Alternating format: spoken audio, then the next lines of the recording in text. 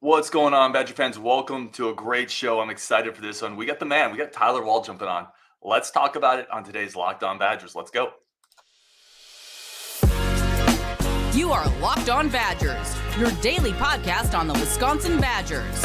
Part of the Locked On Podcast Network, your team every day. What's going on, Badger fans? Welcome to Locked On Badgers, your team every day. And I say this whenever we have the really good guests on. We're just going to jump right into it because we always run out of time before you run out of questions. Mr. Tyler Wahl jumping on. Thank you for jumping on for starters. I want to ask you this. How's your last season in Madison going? And is there any loophole we can find to get you to stay one more year? Of course. Thanks for having me on. I don't know if there's any extra eligibility left hanging around, maybe in Gary's office in the equipment room, but he's not handing those out too often. So, well, if we can find it, let's do it. I want to start a little bit, just really quickly go back to last year, coming off that big time Kansas game where you really kind of diced them up. That's a game we should have won, by the way. Obviously, his foot was out of bounds. We should have won that game. And then you had the ankle injury about a week later, missed 3 games. How much did that throw you off, though, after those 3 games? Because it felt like you were never fully back to where you were in the beginning of that year. Well, I got hurt. That was really the first time I've really gotten hurt and sat out a bunch of games where in the past I've maybe sat out one here and there. But that was the first time where I really missed a set amount of time. And so for me, it was just coming back, maybe pushed a little too early, maybe not. But for me, it was just seeing my team. We lost a few games during that stretch. And so it was hard for me to really sit there and kind of watch that happen. So I was in the training room every day, getting myself as back as best I could be. But then there's something about that Big Ten season where you're not going to be 100% healthy all the time. So pushed myself to get back, came back, probably not moving as well as I have been prior to that point. And maybe not as physical, not as explosive as I was, but just thugged it out throughout the year. We were able to still win a few games, not the worst season ever, but we definitely didn't end up where we wanted to be. And so with that, as soon as the season was ended, figure out that I was going to come back. Once I sat down, really had the conversations with my family, had the time to myself to just relax and think about it. It was an easy decision to come back. And so after that, it was just really getting healthy and getting my body ready to go for the workouts in the summer and the upcoming year. Well, let me talk about ending last year. So obviously, this is a winning program. You've been a part of a lot of winning, competitive guy. Going to the NIT, what is that like in a locker room that you guys have higher expectations for than that? You come in every year that way. What is that like? Is it harder to get up for those games? Yeah, I mean, that first one was definitely interesting because it was kind of uncharted territory where we usually make it to the NCAA tournament, putting it brutally honest. But that the first couple practices were kind of weird. You didn't know really what to think. But then as soon as that ball tipped off for that first NIT game, and so we get another opportunity to show that we're a good basketball team, we're good basketball players, and so that was kind of that last 3 or 4 games there that we played. We were just out there having fun, playing the game again, getting the extra minutes that not every team gets to have in the postseason. Well, then coming into this year, you stated some of the goals, expectations. What is the biggest difference with this team this year from the end of last year? I think last year we had a few guys beat up. We weren't as deep. We had less guys on the roster, so we couldn't pull guys off the bench. And then I just feel like this year we got a lot of new freshmen who want minutes. We got AJ transfer. We got guys returning that all want minutes, and so there's only so many minutes that are out there to play. And so I just think that the difference between last year and this year is health and depth. And we got 9, 10 guys, 11 guys that can be out there on the court at any given moment. Talk to me about AJ. So you mentioned him coming in. Is he the most athletic Badger you've played with during your career in Wisconsin, or has someone else come to mind? I mean, yeah, he's definitely up there. He can get off the floor. He's got a few extra floors on the elevator compared to some of us. But yeah, he's a crazy athlete. Definitely up there in the guys that I've played with. Who does he win the dunk contest if you guys all line up? And if so, who's number 2? Who's right next to him there? Hands down, he's number 1. I'd say number 2's got to be Marcus. He doesn't get to show it off a whole lot, but if you get there before warmups, he's definitely getting up in the layup lines. Oh, I love it. What about Blackwell? I want to talk about John Blackwell. What's unique about him specifically as a freshman? I think what's really unique about him is that he's strong. He can defend really well, and then he's pretty confident out there, calm and confident, I would say. So you're not really scared when the ball's in his hands. You know what you're going to get. He's going to try to make a play, usually make the right play, not turn it over. He's going to go out there and get some stops, and that's exactly what we need from this team and from him coming off the bench. Is a guy who can come in and we don't see a drop in the energy or the production when we get those bench guys in. And so when he comes in with a couple of those other guys, they really set the tone, and it's honestly a little better than like sometimes they give us a little extra juice for sure. Well, and talk to me about as kind of the veteran now. You're like that dude. You're like that elder statesman. Are you kind of taking those guys, and Nolan Winter's another one, under your wing a little bit? Are you kind of helping them in that process? I mean, yeah. Last year was a little different, being the oldest guy last year, figuring that out. And so this year I just feel a little more comfortable in that role where relaying just some knowledge, what I see out there, kind of passing it down, giving them what I think, and then both on the court and off the court, where life as a freshman can be stressful. You're on your own for the first time. You got school, you got basketball, you got the social life. So yeah, just being there for questions and being able to kind of voice my 2 cents on any topic. Does John Blackwell remind you of anybody? We were trying to internally talk about former Badgers or other Big Ten guys. Does his game remind you of somebody?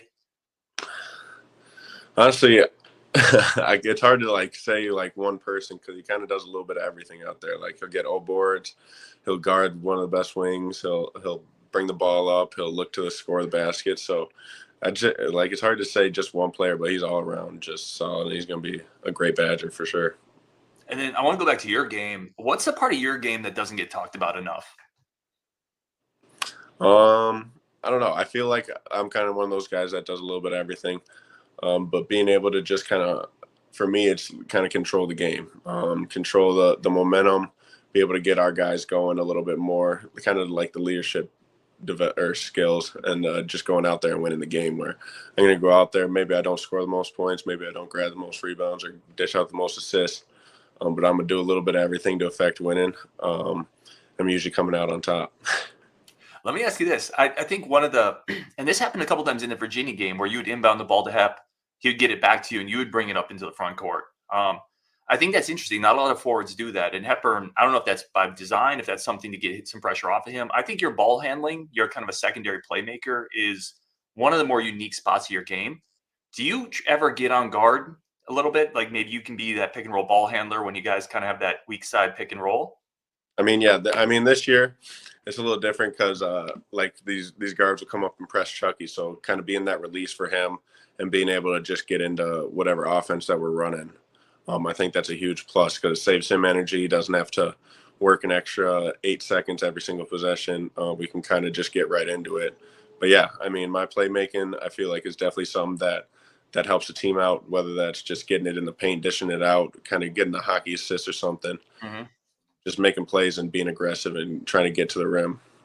And like I said, I think you should get on guard a little bit. See if you can be more that pick and roll ball handler. I mean, I don't know if you've tried that already, but I played the one in high school, but I don't think I'm gonna be coming off the ball screens at the end of the shot clock. I don't think that's in his game plan. So when you're in practice, who's the toughest guy for you to guard one-on-one on the team? Well, we haven't played one-on-one in a while. I'm usually guarding the bigger guys, but in the summertime, it's usually Chucky. We play some one-on-one. John Blackwell's pretty good. I would say those two are the one-on-one guys. Coming up, we'll keep this conversation with Tyler Wahl going, but today's episode is brought to you by our good friends over at eBay Motors. Passion, drive, and patience. That's what brings home the winning trophy. It's also what keeps your ride or die alive. eBay Motors has everything you need to maintain your vehicle and level it up to peak performance, superchargers, roof racks, exhaust kits, LED headlights, and more. Whether you're into speed, power, style, or all the above, eBay Motors has you covered. With over 122 million parts for your number one ride or die, you will always find exactly what you're looking for. And with eBay Guaranteed Fit, the part is guaranteed to fit your ride every time or your money back. Because with eBay Motors, you're burning rubber, not cash. With all the parts you need at the prices you want, it's easy to turn your car into the MVP and bring home that win. Keep your ride or die alive at ebaymotors.com. That is ebaymotors.com. Eligible items only. Exclusions apply. eBay guaranteed fit is only available to U.S. customers. And then I have a bunch of questions here. I hope you don't mind. A bunch of people, when I said, hey, Tyler Wahl might be coming on the show, you set the record for the most people that gave me questions. I'm not going to get to all of them, but some really good ones in here. I'm just going to start banging them out. This is from Rajiv. What part of your game have you developed the most over your time at Wisconsin? That's a great question. I mean, I feel like my shot's gotten significantly better as I've gotten here. Just got to get them up a little bit more this season. I feel really confident in that.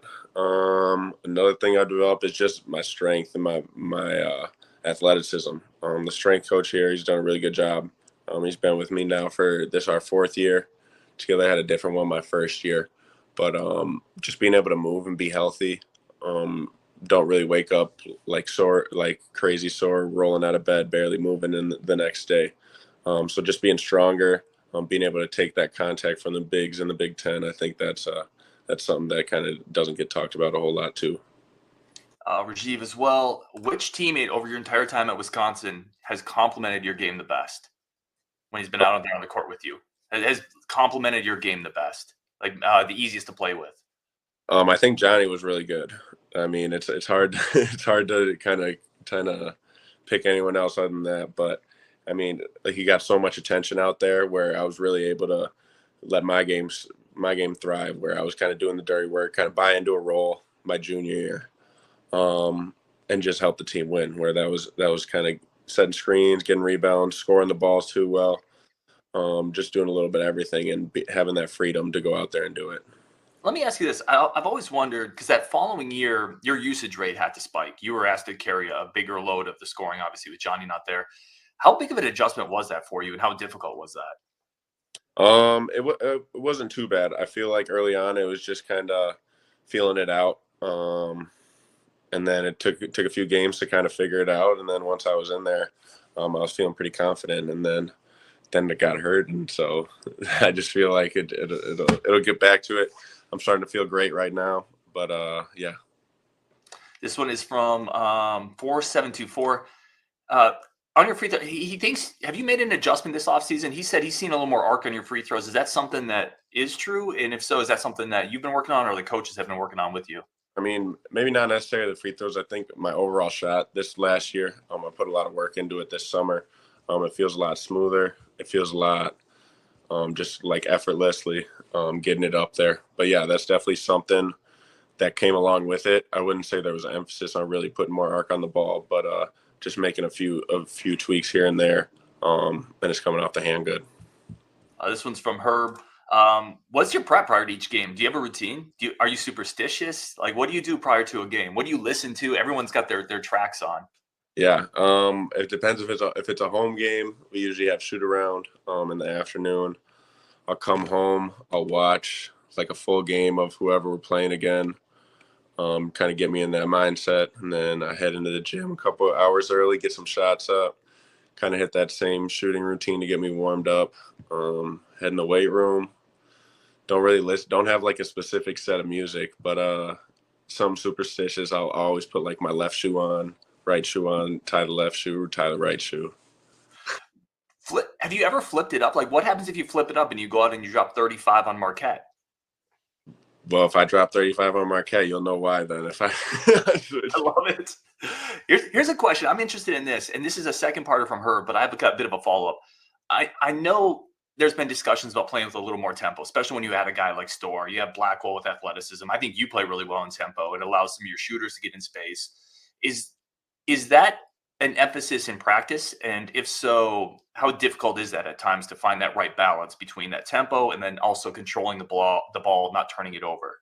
I mean, yeah, we've gotten into kind of a new like secondary break offense, where now there's not as much confusion when, like, if we're running a play or we're running the swing or something, where now we just kind of go right into it if it's off of a miss. Or we get the ball in quickly off of a made basket, we're just right into it. And so that's something that we've been doing. But it's been good. I mean, getting the ball out transition, it allows for you to get the defense with with them not really set, not really all in the right spot. And so getting those extra buckets in a game, if it comes down to like a 1-possession, 2-possession game, those really stick out and can help you out for sure. Well, I want to specifically, it's great that you mentioned that, the secondary break. I noticed some of that against Virginia in the last game as well against what are you trying to get out of that? So for fans who maybe aren't used to that term, that's basically you're going right into some type of motion while the defense maybe has cross matches. It looks like there's some high pick and roll or dribble handoff action out of it. What are you trying to get out of that secondary break? It's obviously different things every time. We got some other things. I can't give out too much information because I don't know. No, completely fair. Give out what you're comfortable and nothing else. I just feel like it allows for mismatches, and so you get the ball moving side to side across the court a couple of times, or maybe even the first side. But you just mismatches. Guys aren't really know, or if you get like a different defender on you, he might not know the scout on you 100%. Or if you're constantly chasing around a guy like Connor, and then you get matched up on Steven or me in transition, you don't really know what to do, and the offense is coming right at you, and so kind of just taking advantage of those and being able to get baskets without having to work for them as hard as we had to in the past. It's really exploiting those cross matches, hopefully. Mm-hmm. This one's from 6653. Favorite moment as a Badger?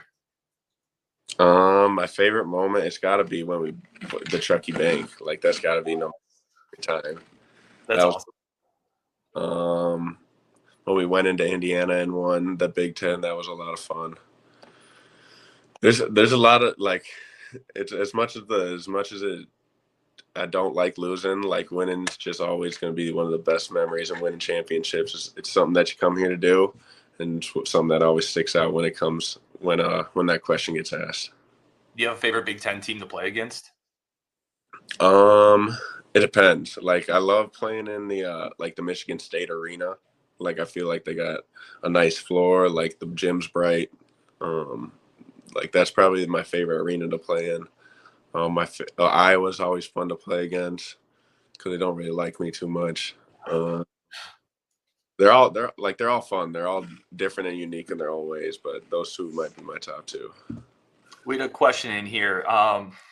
If Hunter Dickinson was stranded on the side of the road, would you stop and help him? Oh yeah, have to. Okay.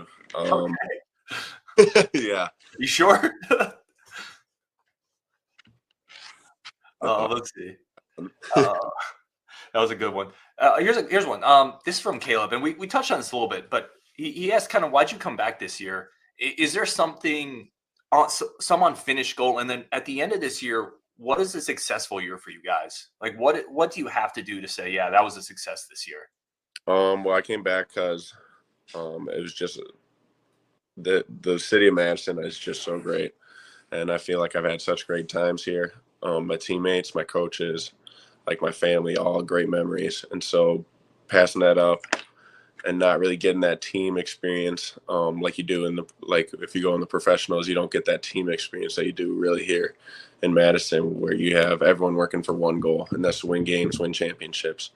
And so that's always our expectation. I feel like even if we don't reach that, that's like a successful year is going out there, winning a lot of games, making some noise, being a lot better than last year, and continue to get better throughout the season. Where last year we had ups and downs, where this year we really got to be a little more consistent. And I think having a successful season is continually to get better throughout the year, regardless of wins and losses, and be playing towards the end of March.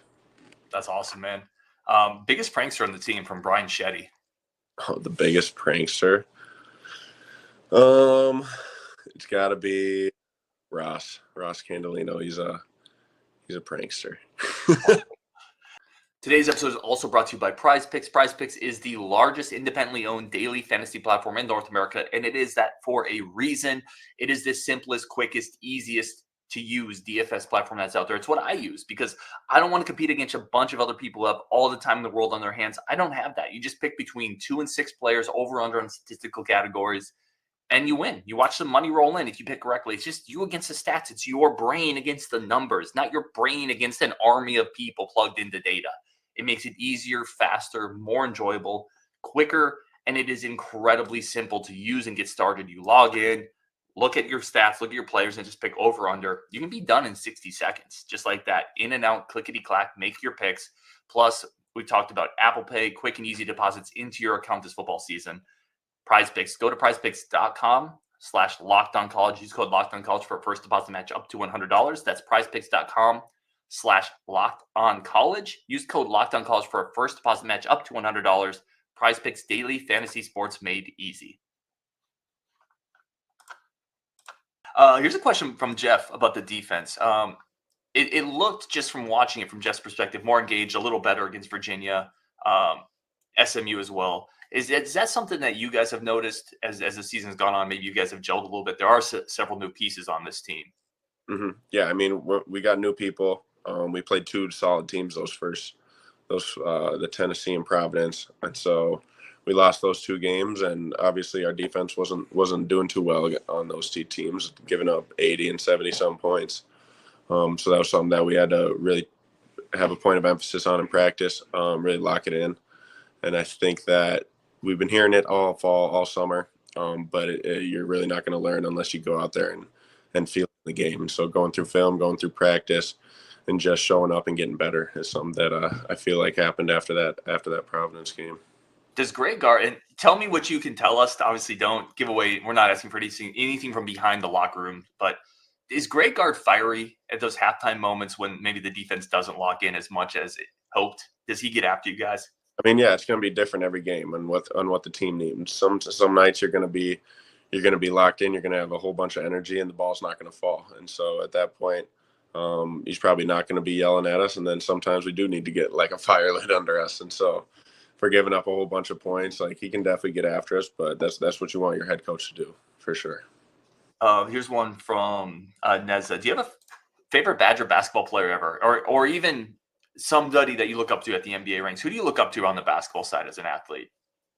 Well, my favorite Badger basketball player ever has to be Brevin Pritzel senior year, when he was going absolutely crazy when we were winning. There's not really anyone I look up to. I feel like the Wisconsin Badger basketball player, you kind of have the same personality traits as the one before you. So just taking it from a whole bunch of, or taking clips and ideas and play style and all that from different types of people who kind of played the same position as me before. I think that's helpful, but I wouldn't say there's necessarily one individual that I'm following and keeping track of. How is transfer? So I've always been curious about this. I've talked to coaches about this, but I haven't really asked a player. How has the transfer portal affected team dynamics, the NIL aspect? Is it tougher in the locker room with that aspect of it, or once you guys are in there, it's just all kind of a family? It doesn't really matter. I feel like it depends. I've had a few transfers come in and out of here since my time here, and it really depends. If they're coming from a spot that doesn't have the culture that we have, I've seen some of the kids kind of be a little awkward or not as all in right away. But I feel like the culture we have here and kind of that foundation that's been set in place before even I got here, once you're in and you see how everything works, it's hard not to buy in. And so luckily this year, I feel like everyone's bought in, listen to coach, listen to the players, and we're all just here on the same mission, trying to win games. Really quickly with the culture, I think, and again, like I said at the beginning, we're going to run out of time before questions, but the culture is something that's been here for a long time. You've been a part of it. You're going to make it better with what you've done here. How does that play for a younger guy, maybe like a Connor Sejan, who is in a little bit of a slump compared to what he did last year? Like, he's probably never been in this type of slump. Is that something that the culture is there to help guys like that as going through the slump? And have you reached out? I mean, obviously reached out, but what kind of advice have you given him as he's kind of going through this beginning of the year? Yeah, I mean, that culture, it can feel very lonely being like a college basketball player, especially if your teammates aren't really behind you. If you feel like your teammates or the program or the fan base or whatever is really not behind you, it can be a really lonely place. So having that culture is really helpful. And so he can not only come up to me, but he can reach out to other older guys that have maybe gone through that kind of the little slump that he's going through right now. But I think the bottom line is, or what I've told him, is that it's going to be fine. Like, you're going to get out of it. Just keep doing it. Keep showing up every day. Keep trying to get better, and buy into the team. Because when you're going out there, you're doing it for your teammates, and not necessarily for yourself or your coaches or whatever. I feel like that's when you're playing at your best. That's awesome. All right, last bit here. This is kind of rapid fire. You ready? Yeah. Okay. Best Badger to come out of Lakeville North. You got to say myself, right? No. What do you know about Jack Robinson? Like, can you give us any insight there? I know he's several years behind you, but yeah, I mean, he's another hard-nosed Lakeville guy. He's going to put the ball in the hoop. He's going to do the little things. Kind of just a little smaller version of me. He can shoot the ball pretty well. Yeah. Love it. Better post player, you or Steven Crowell?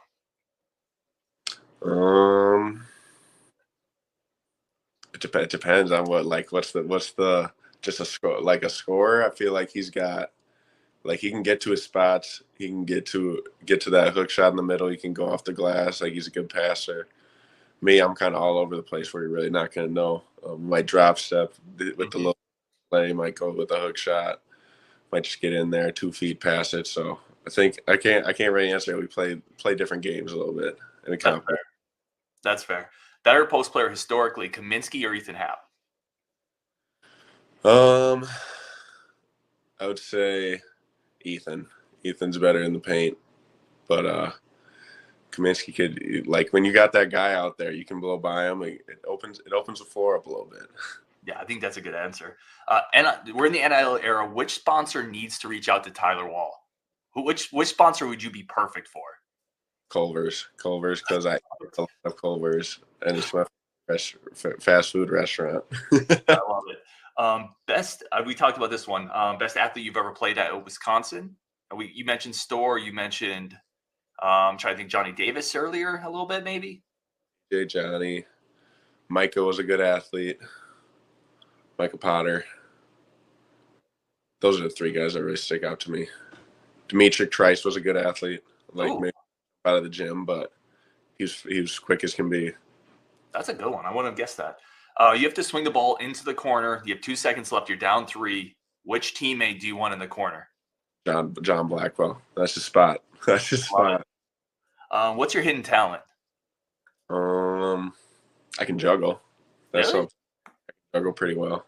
You know, Frite can do that too. I had him on the show, and he busted out tennis balls during the show. It's pretty impressive. I'm not saying you got to do that. I'm just saying he did.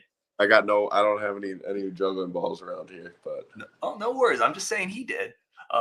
What's the worst game you've ever played in your life as a basketball player? I know exactly what it is. It's definitely when I was in middle school. We were playing. I think we were playing like Lakeville South, so it was Lakeville North, Lakeville South. And we had all my buddies, or like all the middle schoolers were there, like watching, because it was at Lakeville North. And like I thought I was so cool, so I had like all my buddies there. It was maybe being too cool to really play. Didn't have the best game, like did whatever, but wasn't like diving on the ground, wasn't doing my normal thing. And I remember getting in the car, and that was one of those games where Pops just lit you up. Where you think you're hot stuff, huh? But I think that's one. That's awesome. I love that part of it, Pops. What's the toughest loss you've ever had? My freshman year, I think we lost by like 30 or 40 to Michigan State, and that was not fun. They were just running, or we were down by 40. I think we cut it to like 15 or 20, but that was not fun. Minnesota wasn't fun my freshman year. But that was a long time ago. Really got blown out, I feel like. All right, last group here. We're going to ask you, how well does Tyler Wahl know Tyler Wahl? Okay. You ready? Career high at Wisconsin, how many points? 23. Against who? Kansas and maybe Ohio State. Close. Kansas and Rutgers. Okay. 23 is it. Most rebounds in a game for Tyler Wahl, over under 13.5. Over. That's got to be over. I think I had like 15 against Green Bay one year. Nailed it. Absolutely. Yeah, you crushed that game show, man. All right, so he is Tyler Wahl. Go check out, obviously you guys know him, you're watching the show, but his Twitter's there, TJWall01. Same on Instagram, correct? Yeah. Anywhere else that people can follow you? Anything else you have that's going on? It's pretty much all I got going on. Simple man. I doubt that. He is Tyler Wahl. Big game coming up against Marquette. Really quickly, what's the key to victory coming up against Marquette on Saturday? We just got to come out there, do what we do, play our game. And usually when we do that, we end up on the good side of the scoreboard. So we go out, do our thing, play good team ball, play for each other, and that'll get the job done. And if you switch up your shoes and drop 35. Yeah, I'll tie my right shoe, and then we'll win by 20. Dude, if you do that, though, and you score like 9 or have a terrible game, I'm going to feel absolutely awful. So maybe don't do that. He is Tyler Wahl. This is Locked On Badgers. Thank you so much for everybody tuning in. Tyler, thank you so much for your time as well. And good luck this weekend. Yeah, thank you. Thanks for having me.